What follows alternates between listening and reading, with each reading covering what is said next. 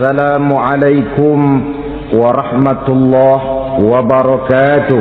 Waalaikumsalam warahmatullahi wabarakatuh.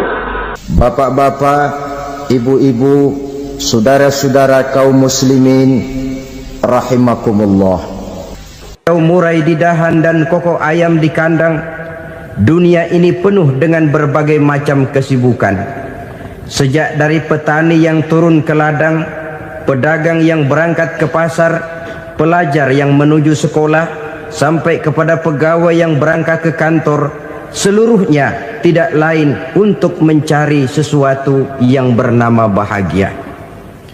Setiap orang menginginkan kebahagiaan, dan tidak seorang pun menginginkan kesengsaraan dalam kehidupan ini. Namun nyatanya tidak setiap orang yang ingin bahagia mengetahui jalan yang harus ditempuhnya untuk sampai kepada kebahagiaan itu. Maka pada kesempatan pertemuan kali ini, saya ingin menyampaikan sebuah hadis dari junjungan kita baginda Nabi besar Muhammad sallallahu alaihi wasallam yang termuat dalam kitab Mukhtarul Ahadits An-Nabawiyah, di mana beliau bersabda, Arba'un min sa'adatil mar'i. Ada 4 perkara yang merupakan tanda dari orang bahagia. Saya mau tanya, di antara saudara-saudara yang hadir di sini, apa ada yang kepengen jadi orang sengsara? Ya. Seluruhnya tentu ingin mendapatkan kebahagiaan. Maka menurut resep dari Nabi kita, tanda orang bahagia itu 4. Jadi kalau saudara ingin bahagia, harus mempunyai 4 perkara ini. Yang pertama, orang bahagia itu kata Nabi, darun wasi'un. Punya rumah biar bagus asal gede. Enak ngaturnya. Daripada sudah punya rumah kecil, adanya di pinggir kali, gubuk, kalau hujan bocor, miring lagi, kiamat. Loh, kalau gitu Islam materialis dong. Hadis ini boleh diartikan dengan makna hakiki, arti yang sebenarnya. Boleh diartikan dengan makna majazi, arti kiasan. Kalau dia diartikan dengan arti kias, maka yang dimaksud darun wasi'un ay qalbun wasi'un. Rumah yang luas tidak lain daripada hati yang lapang. Karena di situ kunci kebahagiaan yang sebenarnya.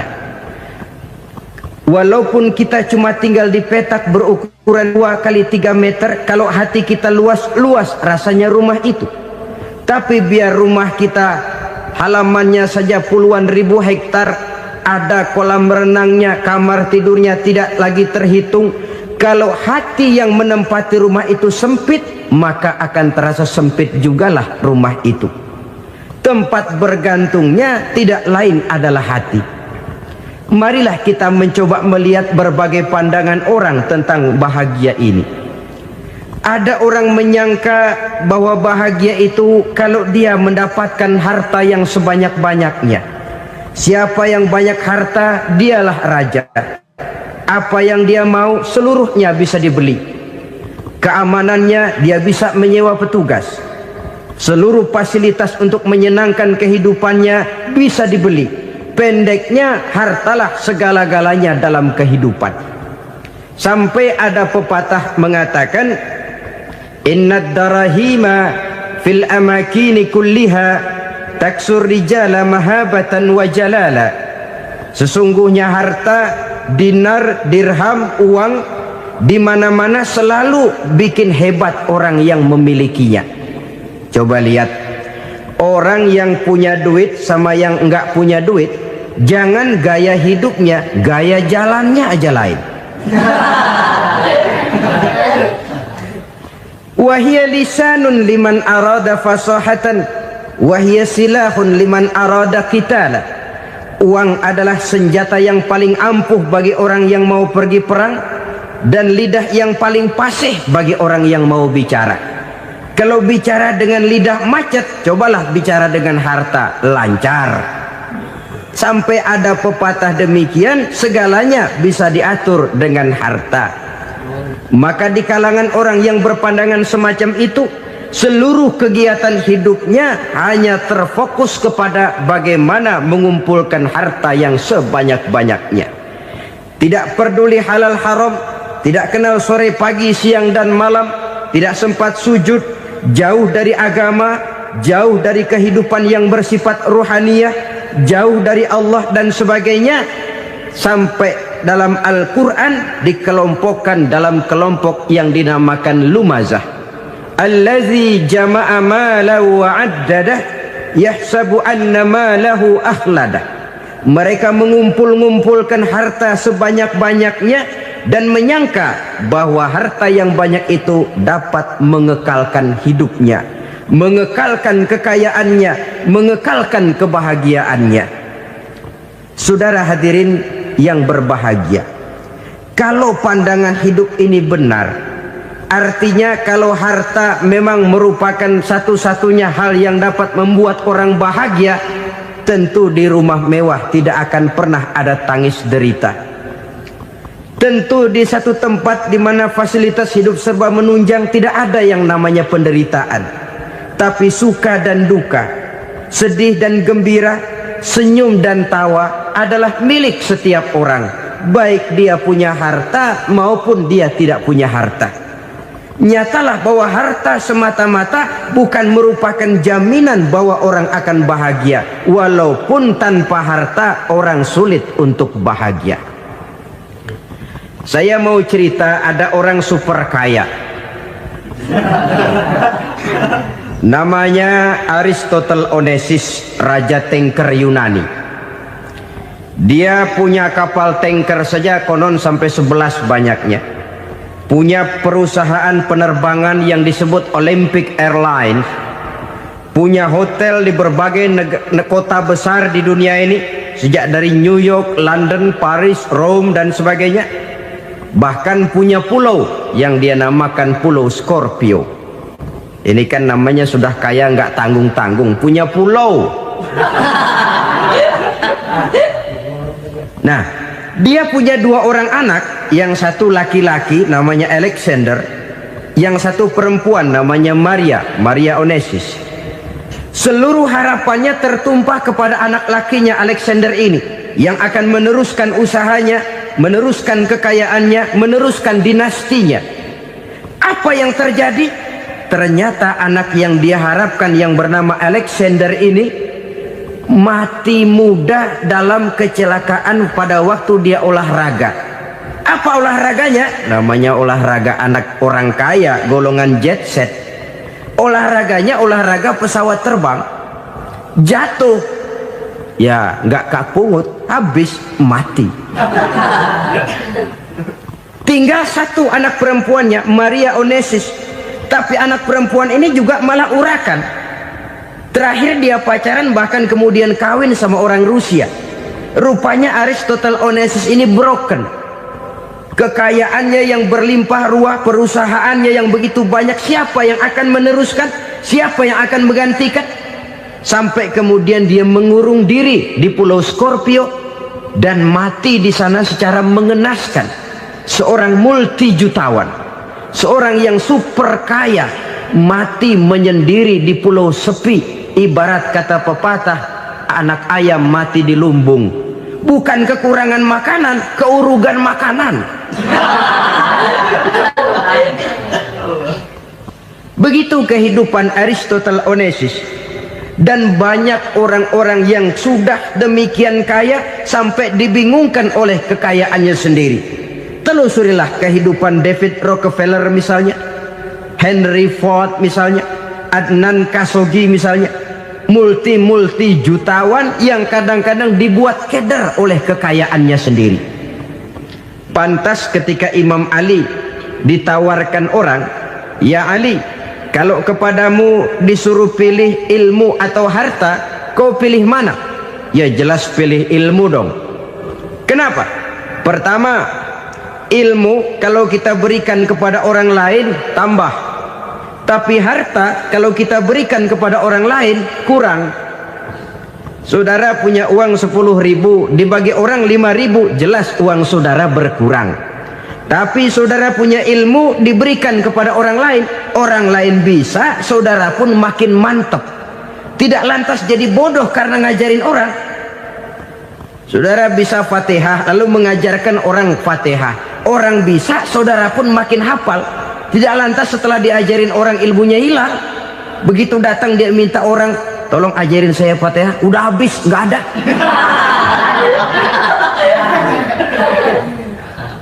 Yang kedua kata Imam Ali, ilmu menjaga kita.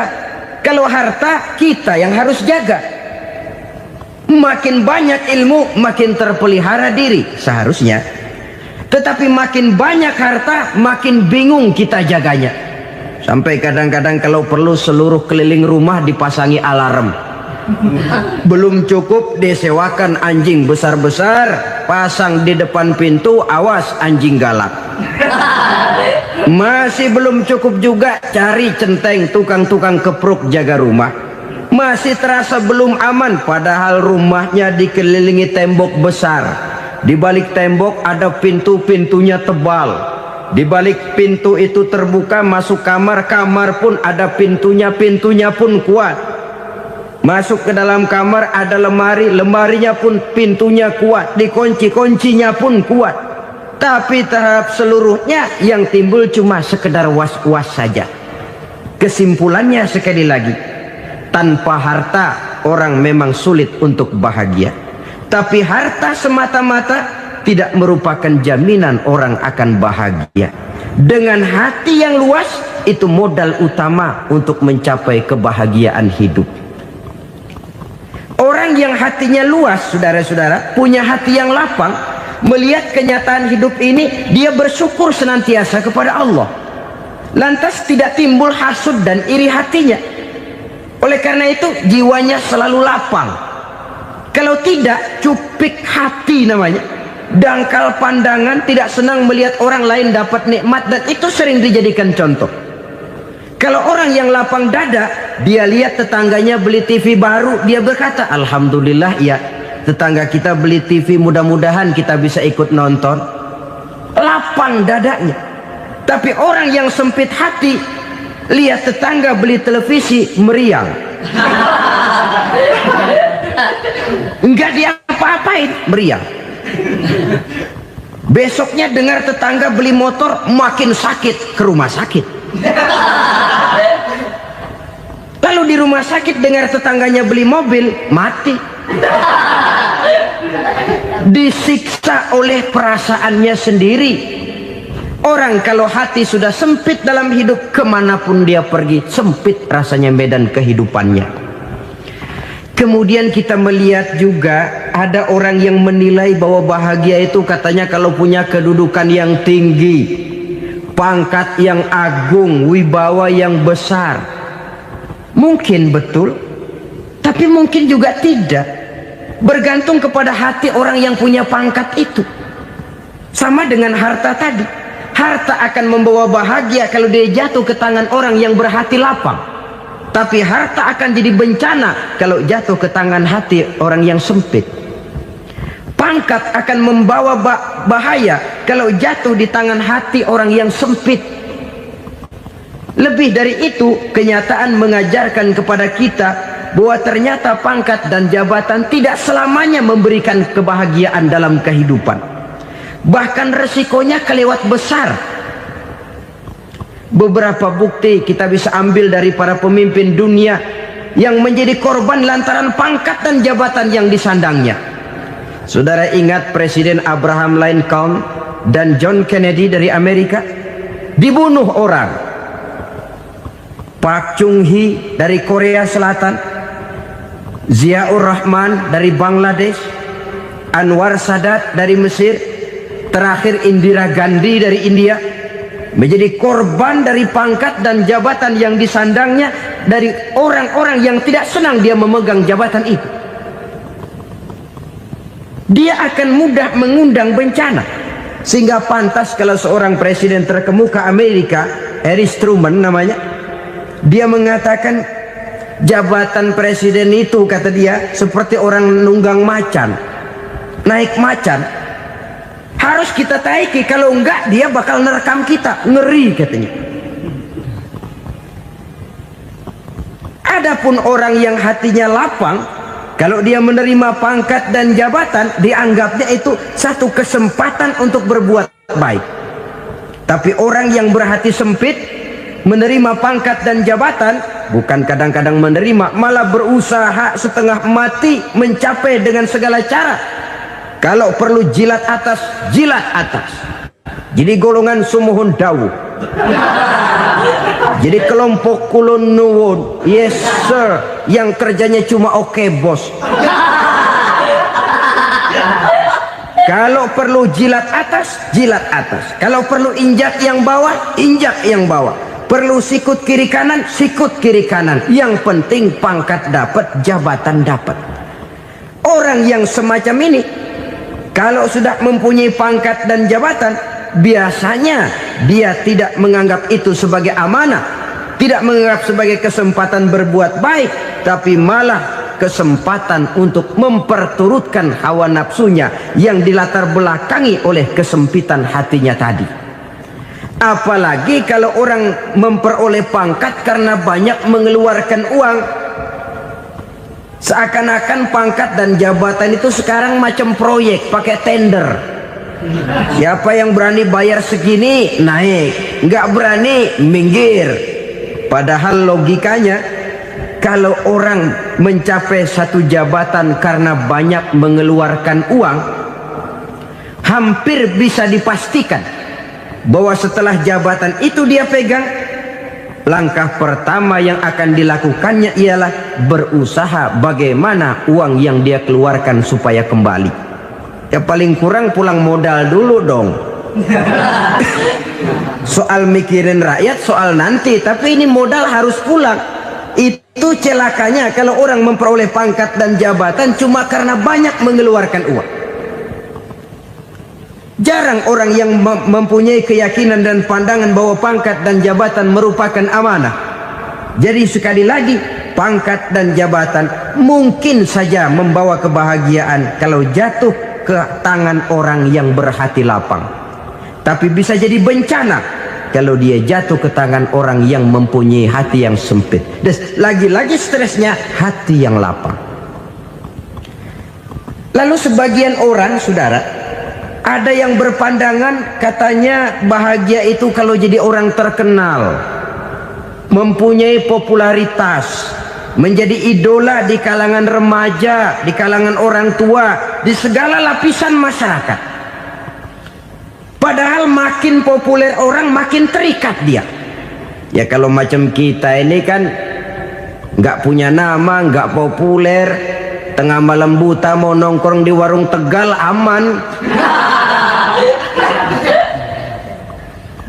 Tapi pangkat, jabatan, kedudukan, popularitas menyebabkan kita diikat dengan berbagai macam peraturan. Cuma mandi sama ke WC saja yang nggak dikawal.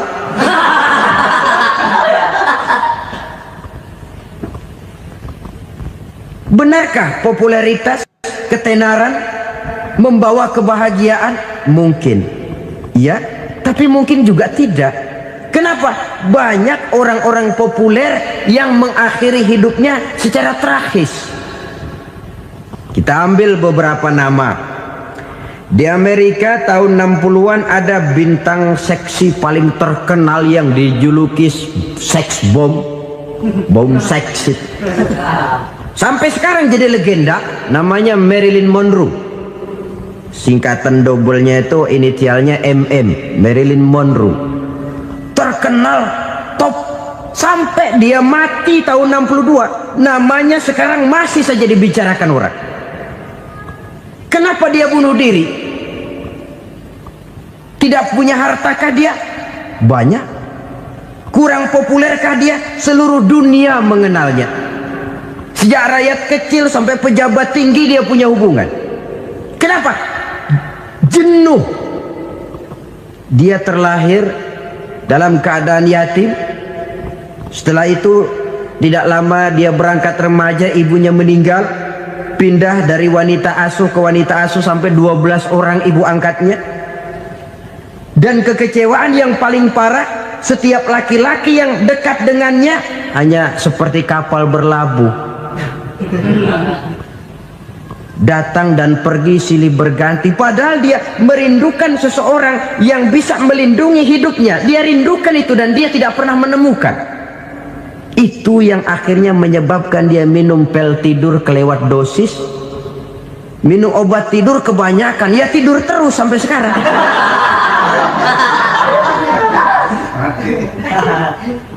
Dia mengakui, saya telah memiliki ketenaran, tapi saya tidak pernah hidup dalam ketenaran itu. Saya pandai main sandiwara, tapi saya ingin hidup dalam alam yang real sebagaimana umumnya orang. Itu yang dia rindukan. Menyusul jejak yang namanya Marilyn Monroe ini, Billie Holiday, saudara kenal tentu. Di rumah sakit dirawat, dia juga minum obat overdosis, mati lagi. Jimi Hendrix minum obat tidur overdosis kelewat batas, mati lagi. Lalu yang menghanyutkan diri di danau, Janis Joplin dan Brian Jones. Ini orang-orang populer, orang-orang terkemuka yang mengakhiri hidup secara tragis, bukan karena tidak terkenal, mungkin karena sudah saking terkenalnya. Contoh paling belakangan, Bruce Lee. Wah, ini tukang-tukang kepruk tentu kenal siapa dia. Sampai sekarang pun tabir kematiannya masih merupakan misteri. Dan yang masih hidup juga menunjukkan gejala yang aneh. Michael Jackson, rumahnya di Beverly Hills itu dijaga sedemikian rupa, dan dia selalu curiga kepada setiap makanan harus steril, bersih dari segala macam kimia. Kemana dia pergi, itu tukang-tukang kepruk sudah selalu menjaga dan mengawal, dan dia seakan takut menunjukkan mukanya yang asli. Hingga kalau tampil ke tengah di luar show, dia kadang memakai pakaian yang tidak menunjukkan dia yang sebenarnya, takut dikenali orang. Ternyata popularitas sering jadi momok yang meracuni kehidupan manusia. Oleh karena itu, benarlah junjungan kita pada saat beliau mengajarkan orang akan bahagia kalau dia mempunyai hati yang lapang. Nah, sekarang masalahnya untuk mendapatkan hati yang lapang, caranya bagaimana?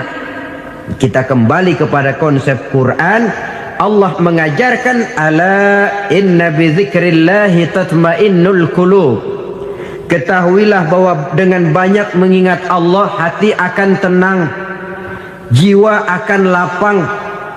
Dengan kata lain, dekat dengan agama, merasakan kehadiran Allah dekat dalam hidup, itu muara pertama untuk mencapai hati yang lapang. Ala inna bizikrillahi tatmainnul qulub. Jangan macam orang sekarang ingin mendapatkan ketenangan lalu tapak di puncak gunung, di gua-gua, di tempat sepi. Iyalah kalau nggak ada ular.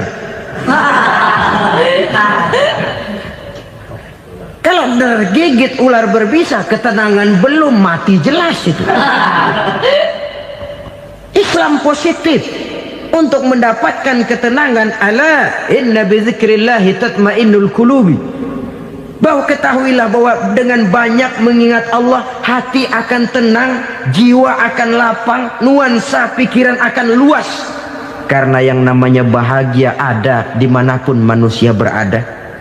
Di kampung ada bahagia, di kota ada bahagia, di ngarai, di lembah, di gunung, di hutan, di lautan, di angkasa luar, dimanapun bahagia itu ada kalau kita bermodalkan hati yang lapang ini.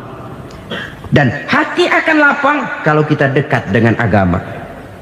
Dekat dengan harta buat sementara hati mungkin tenang, tapi ketenangan yang relatif dan temporer. Apalagi orang tiap kali tambah harta, tiap kali tambah rencana, itu wajar.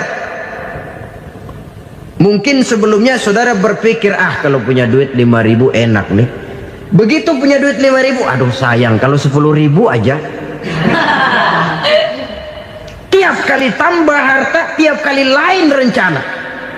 Makin banyak rencana, makin menjauhkan kita dari yang namanya ketenangan. Padahal ketenangan merupakan unsur utama untuk mencapai bahagia. Dan ketenangan itu bermuara dalam hati manusia. Tengoklah kehidupan ini. Orang yang banyak harta dengan orang miskin, berbedakah rasa sakit yang mereka tanggungkan? Rasanya tidak. Walaupun si kaya tidur di kasur empuk berselimutkan sutra mahal, sementara si miskin meringkuk di balai bambu yang keras dan kasar. Apabila maut datang, dia juga tidak pernah pilih bulu. Maut datang menjemput si kaya di singgasana keemasannya, dikelilingi oleh para pengasuh, dayang dan idang serta para pengawal. Dan maut pun datang menjemput si miskin papa, sehingga ia tergelepar di tepian jalan. Kedua-duanya bernama mati. Kalau nyata bahwa sakit yang ditanggung si kaya tidak beda dengan sakit yang ditanggung si miskin, bukan harta semata yang membuat orang bahagia. Hati yang tenang, jiwa yang lapang penuh kedamaian karena banyak berzikir dan mengingat Allah, itu merupakan modal utama untuk mencapai sesuatu yang bernama bahagia. Saudara hadirin yang saya hormati, inilah yang pertama dari 4 ciri yang digambarkan oleh Nabi tentang tanda-tanda orang bahagia. Dan harus berangkat dari yang pertama ini, hati yang lapang. Ini yang harus kita miliki lebih dahulu. Baru nanti akan menyusul kepada poin yang ketiga, kedua, dan selanjutnya. Sebab kalau hati sudah terisi dengan jiwa yang lapang, seluruh persoalan insya Allah akan bisa kita atasi dengan sebagaimana mestinya. Yang kedua sekarang, tanda orang bahagia menurut baginda Nabi, markabun syariah. Orang bahagia itu, kata beliau, punya kendaraan biar cepat asal lancar. Artinya kemana dia mau pergi mudah. Apa maksud hadis ini? Kalau kita kaji lebih dalam, kendaraan itu kan alat transportasi. Transportasi tidak lain adalah usaha memudahkan komunikasi. Pindah dari situ kepada teori bahwa manusia adalah zon political, makhluk bermasyarakat yang tidak bisa memenuhi kebutuhan hidupnya secara sendirian. Kita memerlukan keberadaan orang lain dalam kehidupan ini. Untuk memakai baju saja kita sudah perlukan petani yang tanam kapas, pabrik yang memintal kapas jadi benang, pabrik yang menenun benang jadi kain, sampai kepada mesin jahit, sampai kepada tukang jahit. Itu cuma untuk memakai pakaian saja. Tidak seorang pun di antara kita yang sanggup memenuhi kebutuhan hidupnya secara sendiri. Kita perlu orang lain. Maka kebebasan dalam arti mutlak, kebebasan tanpa batas, itu tidak mungkin ada dalam kehidupan. Karena kita mengadakan yang disebut interaksi sosial. Setiap kegiatan kita tentu melibatkan orang lain. Menurut kita barangkali kita bebas jalan di jalan raya semaunya, tapi orang lain berkendaraan pun merasa bahwa ini ada juga jalan haknya, dan begitu selanjutnya. Oleh karena itu, maksud dari kendaraan yang cepat ini adalah khulata'uhu ma'as solihin. Lingkungan pergaulannya terdiri dari orang-orang soleh. Pergaulannya luas. Kemana dia pergi ada temannya. Kesulitannya ada tempat dia cerita. Dan kesulitan kalau sudah diceritakan kepada orang lain, taruh kata orang itu tidak bisa menolong, namun menceritakannya kepada orang yang kita percayai, kan paling kurang sudah mengurangi beban jiwa, mengurangi tanggungan batin, merasa masih ada tempat kita cerita. Maka lebih baik orang awam yang mau bergaul ketimbang orang setengah alim tapi ngunci pintu. Sebab nantinya akan timbul sikap picik, cupik pandangan, dan tidak luas menghadapi kenyataan dalam kehidupan ini. Namun yang harus kita garis bawahi, pergaulan memang mesti luas. Namun jangan sekali-kali lupa bahwa pergaulan sangat besar pengaruhnya dalam ikut membentuk kepribadian manusia. Sehari-hari bisa kita bilang, kalau kita dekat sama tukang minyak wangi, sekalipun nggak dibagi minyaknya, baunya tentu dapat. Betul? Tapi dekat sama tukang elas, walaupun nggak kena apinya, asapnya mesti kena. Kalau Syauqi mengatakan lebih jelas lagi, man asyaral asrafa asa musyarrafan wa muasyiral anzali ghairu musyarrafin. Awalam taral jildal hakira muqabbalan bisagri lamma sara jildal mushaf. Siapa yang bergaul dengan orang mulia, dia bakal ikut menjadi mulia. Tapi siapa yang berteman dengan orang hina, dia tidak bakal ikut menjadi mulia. Tidakkah kau lihat, kata Syauqi, kulit kambing yang hina pun dicium orang ketika menjadi kantong Quran. Kulit kambing hina, kalau dia sendirian gak ada yang mau cium. Tapi begitu dia bergaul dengan Quran, menjadi kantong Quran, dipakein minyak wangi, ditaruh di tempat yang tinggi, mau diambil dicium dulu, dibawa dengan penuh hormat dan hati-hati.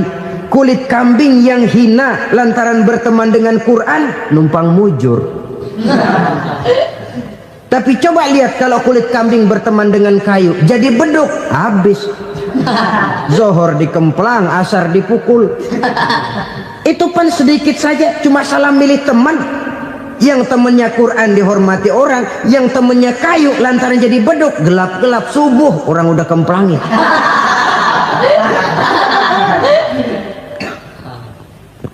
Maka terutama kepada adik-adik remaja yang masih mencari identitas diri, yang ibarat kaset masih kaset kosong, mudah diisi oleh apapun, pandai-pandailah memilih teman dalam bergaul.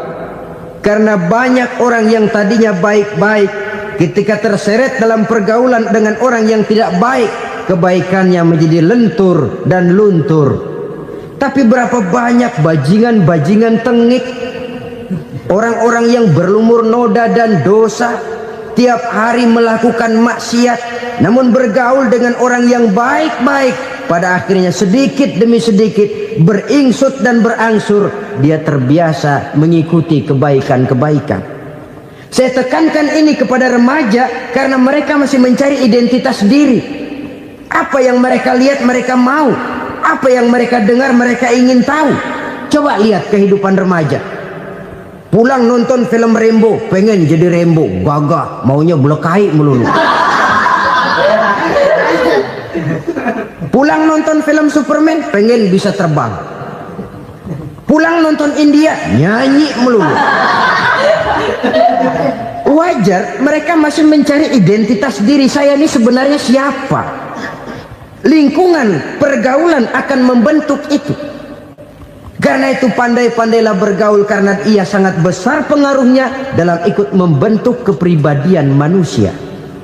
Apalagi sifat yang jelek lebih cepat menularnya ketimbang sifat yang baik. Sifat yang baik, watak yang soleh itu lambat sekali untuk menular. Tapi yang tidak baik, kan prosesnya mah kalau remaja biasanya mula-mula dengar. Karena dengar lalu pengen tahu. Karena pengen tahu lalu ngeliatin. Begitu ngeliatin kan pengen nyobain. Setelah nyobain ketagihan. Nah, ini prosesnya. Yang namanya ganja, morfin, narkotik, awalnya kan begitu. Mula-mula dengar, katanya kalau sudah fly to the sky, sudah melayang ke langit, katanya disitulah puncak kebahagiaan. Mulanya cuma dengar. Karena dengar pengen tahu. Karena pengen tahu lalu ngeliat, kumpul sama orang yang suka ngeganja. Setelah ngeliat, nah pengen ngerasain. Begitu ngerasain enak juga, ketagihan. Kalau sudah ketagihan jadi penyakit kronis, bisa merembet kepada yang lain. Iya, kalau orang tuanya mampu untuk beli morfin, beli ganja. Kalau tidak kan pikirannya ngayap, jemuran siapa ya gue sahabat. timbullah perbuatan-perbuatan negatif yang bermula dari salah pergaulan. Apalagi buat adik-adik remaja yang tinggal di kota-kota besar, yang pengaruh budaya, pengaruh kesenian, pengaruh struktur kehidupan yang nampak makin individualistis, di mana persaingan tajam, tensi ekonomi tinggi, orang mudah mengalami stres. Pandai-pandailah dalam bergaul, sekali lagi, karena ia sangat besar pengaruhnya dalam ikut membentuk kepribadian manusia. Orang bahagia punya kendaraan yang cepat, artinya punya pergaulan yang luas, dan lingkungan pergaulannya terdiri dari orang-orang yang soleh. Kemana dia pergi ada teman, kesulitannya ada tempat dia cerita. Tapi kalau sudah menyendiri, hidup sendiri, kesulitan dipikiri sendiri, bisa mati belum waktunya. Tidak ada tempat berbagi rasa, tidak ada tempat bercerita, tidak ada tempat mengurangi beban dalam kehidupan. Pantas betul kalau Islam sangat menggalakkan dan menganjurkan orang kalau sudah sampai waktunya itu untuk melangsungkan nikah. Kata Nabi, ya ma'syaras syabab man istata'a minkumul ba'at falyatazawwaj. Hai para pemuda, kalau sudah mampu memberi nafkah, kawinlah, nikahlah kamu. Kenapa? Sudah ada teman hidup, tempat berbagi rasa. Kesulitan kalau ada tempat cerita akan lebih ringan ketimbang kita telan sendiri, walaupun bobot kesulitannya sama beratnya. Saudara-saudara kaum muslimin rahimakumullah, inilah ciri yang kedua, punya kendaraan biar cepat asal lancar. Kemana kita mau pergi gampang. Dengan kata lain, setelah hati yang luas, pergaulan yang luas. Dua. Yang ketiga sekarang, tanda orang bahagia itu menurut Nabi, misbahun mudhi'un, punya lampu yang terang. Oh, itu enggak problem. Sekarang sudah zamannya listrik masuk desa, Pak. Lampu sudah terang semua. Betul, kalau itu yang dimaksud. Tapi tidak cuma itu. Karena lampu yang dimaksud di sini, lampu yang akan menerangi seluruh perjalanan hidup. Dan perjalanan hidup itu sudah dimulai sejak kita terlahir ke alam ini, sampai masuk ke alam barzah, kumpul di padang mahsyar, sampai ke akhirat. Lampu yang menerangi itu yang diperlukan. Kalau lampu, katakanlah yang paling top sekarang kan lampu jenis Mercury. Taruhlah itu di rumah kita, dia cuma menerangi rumah kita, menerangi hati pun tidak sanggup. Bila kita masuk ke alam barzah, alam kubur, sanggupkah si Mercury yang begitu terang menerangi alam barzah kita? Tidak sanggup lagi. Sanggupkah lampu yang ratusan watt, bahkan puluhan ribu watt menerangi kehidupan di padang mahsyar? Tidak akan sanggup lagi. Kalau demikian, yang dimaksud lampu yang terang di sini apa? Tidak lain amal soleh, kebajikan yang kita lakukan dalam hidup. Itu yang akan jadi lampu penerang. Di dunia nama kita akan terang, jasad kita boleh hancur terkubur tanah, tapi nama kita akan dikenang orang. Begitulah kalau orang meninggalkan kebajikan dalam hidup seperti sekarang. Ribuan orang tiap saat berziarah ke kubur Imam Syafi'i, ke kubur Imam Malik, ke kubur Imam Ghazali, ke kubur orang yang baik-baik, orang yang soleh-soleh. Kebajikannya yang ditinggalkan, yang mengukir namanya dengan tinta emas, sehingga saudara sudah terbaring di alam kubur. Orang lewat, Allah, ini kuburannya Fulan bin Fulan, dulu ini kebaikannya Masya Allah, saya ikut merasakan. Mari kita mampir sebentar, kita Fatihah, mohon disampaikan Allah pahalanya kepada almarhum. Al-Fatihah. Itu kalau orang baik-baik. Lalu saudara tanya, Pak, orang mati dikirimin Fatihah apa nyampe pahalanya? Saya jawab, kalau saudara nggak percaya, mati dulu dah. Nanti saya Fatihain, tungguin di sana. Umpama nggak sampai, balik lagi kemari. Sekarang ini kan maunya otak-otakan saja. Kalau nggak masuk otak, nggak percaya. Padahal alam gaib itu nggak bisa diotak-otakin. Sama saja dengan saudara pernah dengar cerita kapal tanpa emas tenggelam kan? Pernah nggak? Di mana? Ya, di laut Masalembo. Begitu ketampung Mas tenggelam, ratusan penumpang itu terjun ke laut, dipermainkan gelombang, berjuang menghadapi maut itu.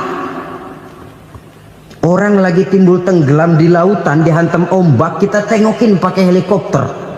Pak, lagi timbul tenggelam ya? Iya, tolongin. Jangan khawatir Pak, nih saya kirim intan Pak, harganya 10 juta. Kira-kira orang yang timbul tenggelam di laut seneng nggak? Tidak. Kan mahal toh intan 10 juta. Kenapa dia nggak senang? Karena intan 10 juta dalam kondisi seperti itu tidak sanggup menyelamatkan dia. Dia akan girang kalau dikirimin ban mobil bekas, dikirimin papan terentang atau bambu.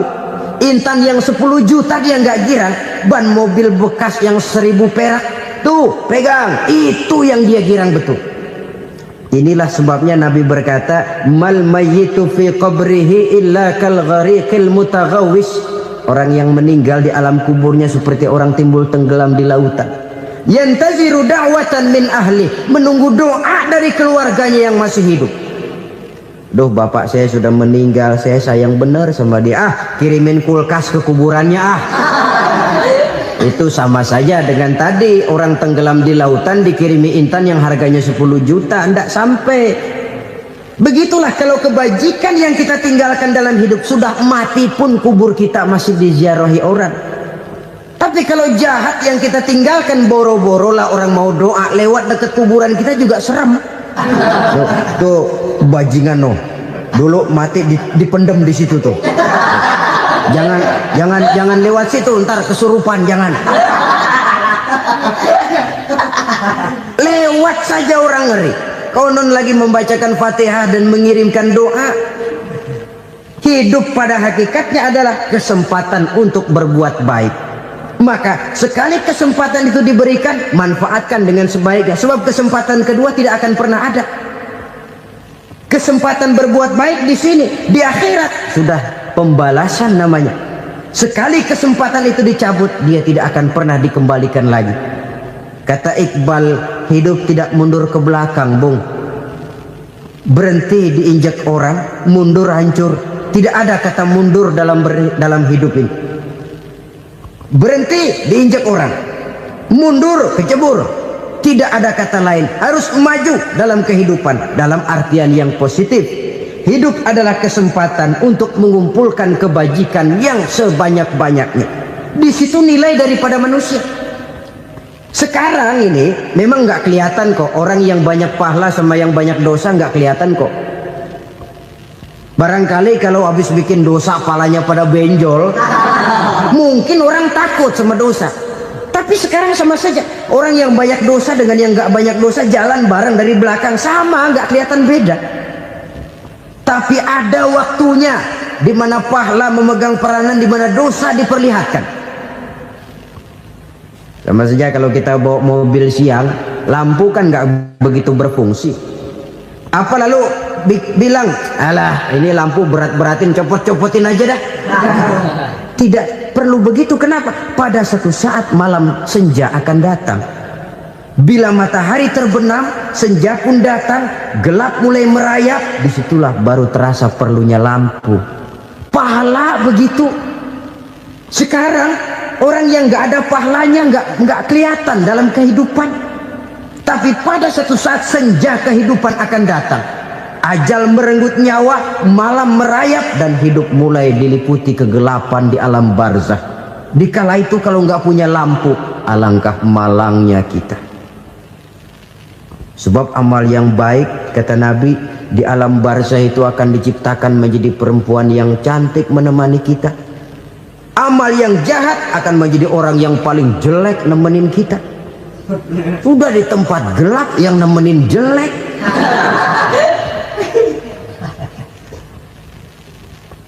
Kaum muslimin rahimakumullah. Kalau demikian masalahnya, tergantunglah kita pandai memanfaatkan waktu. Al-waktu kasaif, waktu itu cepat sekali. Yang namanya waktu itu tahu-tahu. Tahu-tahu udah tahun 87. Tahu-tahu udah begitu. Tahu-tahu Yang kemarin anak-anak, sekarang udah pada punya anak. Tahu-tahu saja itu. Begitu cepat waktu berlalu. Kalau tidaklah pandai kita memanfaatkannya, akan rugi kita. Nabi bersabda, "Man kana yaumuhu khairun min amsihi fahuwa rabih." Barang siapa yang hari ini lebih baik daripada hari kemarin, itu orang untung. Hari ini lebih baik daripada kemarin. Bulan ini lebih baik dari bulan kemarin. Tahun ini lebih baik dari tahun kemarin. Itu orang yang beruntung. Tahun kemarin sembayangnya maghrib doang, sekarang udah tambah isya. Tahun kemarin cuman Idul Fitri aja ngancem bener, sekarang udah tambah Jumat, lalu tambah lagi maghrib, tambah lagi isya, dan selanjutnya. Hari ini lebih baik daripada kemarin, itu orang yang beruntung.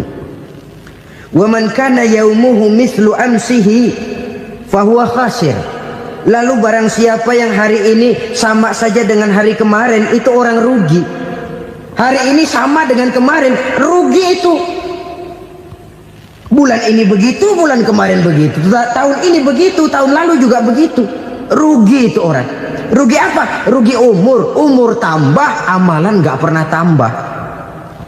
Dan saya pikir lebih merupakan azab ketimbang nikmat kalau orang dikasih panjang umur cuma untuk numpuk dosa. Mending mana? Panjang umur banyak dosa sama pendek umur dikit dosa? Mending mana? Mending mana? Ya, paling mending tentu panjang umur banyak pahala. Tapi kalau tidak, sekali lagi, lebih merupakan azab ketimbang nikmat kalau orang diberikan panjang umur tapi cuma untuk sekedar menumpuk dosa. Kehilangan kesadaran bahwa dunia bukan terminal akhir dari satu perjalanan. Dia cuma halte di mana kita berhenti sebentar untuk menuju kepada terminal yang hakiki. Saudara-saudara kaum muslimin rahimakumullah. Inilah lampu yang akan menerangi kehidupan. Amal yang kita lakukan di dalam kehidupan. Jadi yang dimaksud dengan lampu yang terang, kebajikan yang kita kerjakan dalam hidup. Nah, setiap orang di awal tadi saya bilang ingin bahagia. Bahagia itu kan hakikatnya kumpulan senang dan selamat. Senang, selamat. Apa bedanya? Senang tapi tidak selamat, nggak bahagia. Selamat tapi nggak senang, nggak bahagia orang. Contoh, kalau orang korupsi, duitnya banyak, senang dia, tapi keselamatannya. Ada tentara baris di samping rumahnya udah bingung, padahal tentara latihan. Tentara cuma latihan, dia bingung. Senang, tapi karena keselamatannya tidak terjamin, dia tidak bahagia. Sebaliknya pegawai negeri jujur benar, cuma segaji-gajinya, selamat nggak korupsi, tapi melarat, ya nggak bahagia juga, kurang senang. Kesenangan dan keselamatan untuk dunia saja, ya sekali lagi, kalau cuma sekedar untuk dunia saja, bisa dibeli pakai uang. Bisa dibeli pakai uang. Saudara ingin selamat, bisa dibeli pakai uang. Saudara ingin senang, bisa dibeli dengan uang. Tapi setelah mati, masuk ke alam barzah, habis kekuasaan uang. Nggak bisa lagi beli keselamatan pakai uang. Tidak mungkin lagi membeli kesenangan dengan uang. Di situ pahala yang megang peranan. Makin banyak pahala, makin banyak saham untuk membeli kesenangan dan keselamatan, untuk memperoleh yang namanya bahagia. Dan jangan lupa loh, di alam barzah kita nggak sebentar, menunggu datangnya kiamat. Loh iya, kalau kita begitu dikuburin terus kiamat datang, untung. Tapi kalau masih harus 1000, 2000, puluhan ribu tahun yang akan datang, dalam satu penantian yang begitu lama, tanpa saham untuk memperoleh kebahagiaan, satu kemalangan yang tidak ada pernah putus-putusnya. Janganlah tergelincir oleh kebahagiaan sebentar yang menipu dengan mengorbankan kebahagiaan hakiki yang berjangka panjang. Apa artinya senyum sejenak kalau harus ditebus dengan tangis seumur hidup? Biarlah kita minum jamu, pahit memang, getir memang, tapi kan besok badan sehat. Daripada sekarang minum sirup, manis memang, enak memang, tapi bibir pada jontor besok. Sirawan, batuk, nggak karu-karuan. Banyak orang tertipu oleh kesenangan yang sebentar. Padahal laisa kullu ma yalma'u zahaban. Belum tentu semua yang berkilat itu emas. Belum tentu semua yang gemerlap itu intan. Karena itu marilah manfaatkan kesempatan yang diberikan Allah ini untuk mengumpulkan kebajikan yang sebanyak-banyaknya.